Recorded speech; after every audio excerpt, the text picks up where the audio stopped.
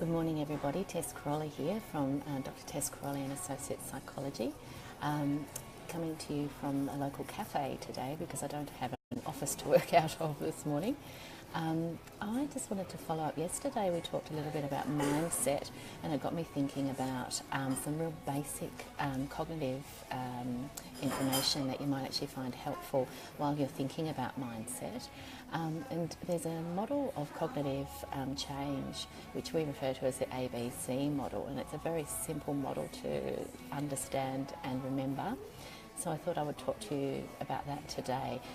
It talks about how we interpret the environment around us and our interactions with others, and it helps us understand how it is that you can be in exactly the same situation as the next person but have a completely different emotional response to the next person. You can even be in a similar situation yourself from one day to the next and have a completely different emotional reaction depending on how you've interpreted the situation. So it starts off with the letter A, which stands for antecedent. An antecedent just means the thing that happened or the thing that came first. And I think I might draw this for you. I'll have to take this and flip it around, otherwise it'll be backwards. So we start off with the letter A for antecedent, which is the thing that happened. So imagine you're standing at a bus stop. This is the example I usually use. You're standing at a bus stop with a line of people and you're waiting for the bus to come along, and the bus just scoots straight past you, doesn't stop. Now if you're from Melbourne, as I used to be, you would have a lot of experience with trams doing exactly that thing, and it is infuriating. So the bus has not stopped, okay, so it's gone on without you. The next step in the model is the B, and that stands for our belief or our interpretation around what just happened. Now, if we interpret that as a deliberate act on the part of the driver, we're going to feel a certain emotional outcome, aren't we? So that's the consequence, the emotional consequence of what just happened. And that might lead us to be angry. Okay, so the bus hasn't stopped. Our belief about what just happened is that it was deliberate on the part of the driver, and that's left us feeling quite angry. Now the next person who's standing in the queue might have had the exact same situation but a different interpretation.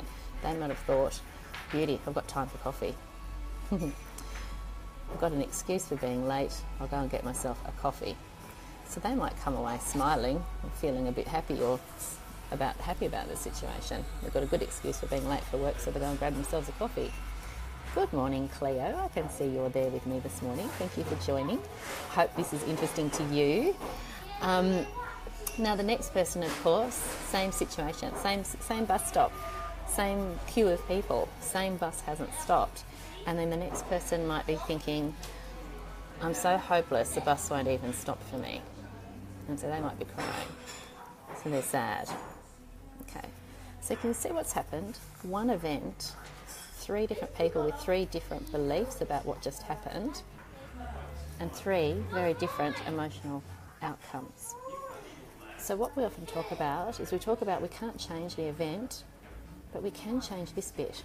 So if we can change our interpretations around what's just happened, and our initial reaction might be this, but if we catch ourselves and say, hang on a minute, maybe the bus was full, or maybe it wasn't even picking up passengers today, and so on and so on. That can change the emotional outcome that we experience.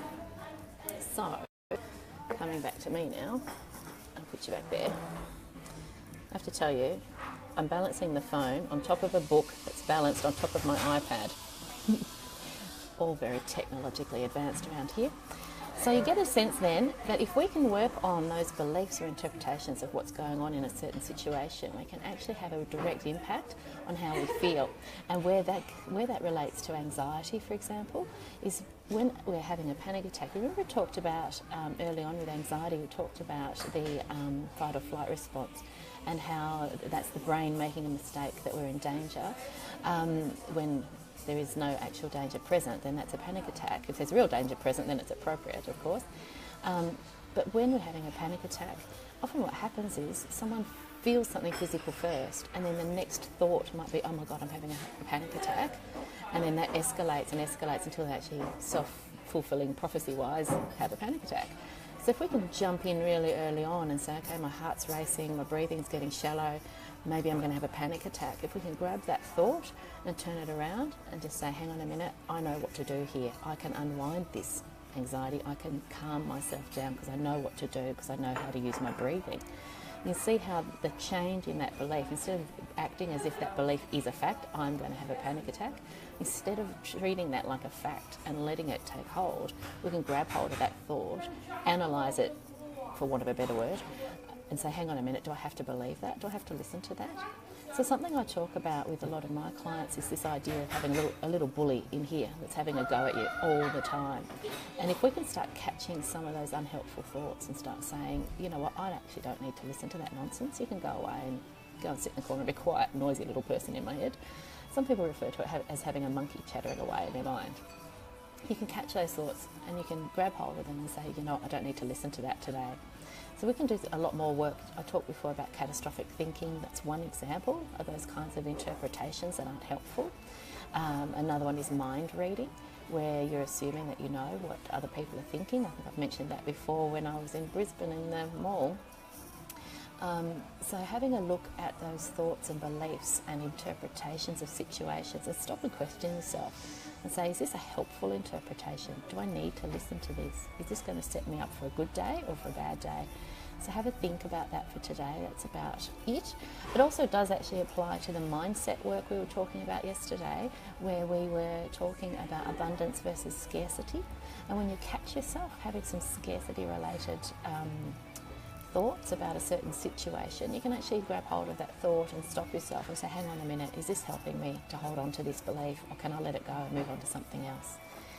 Anyway, that's all for today. I hope you're having a fantastic Thursday. We're chugging along towards the weekend.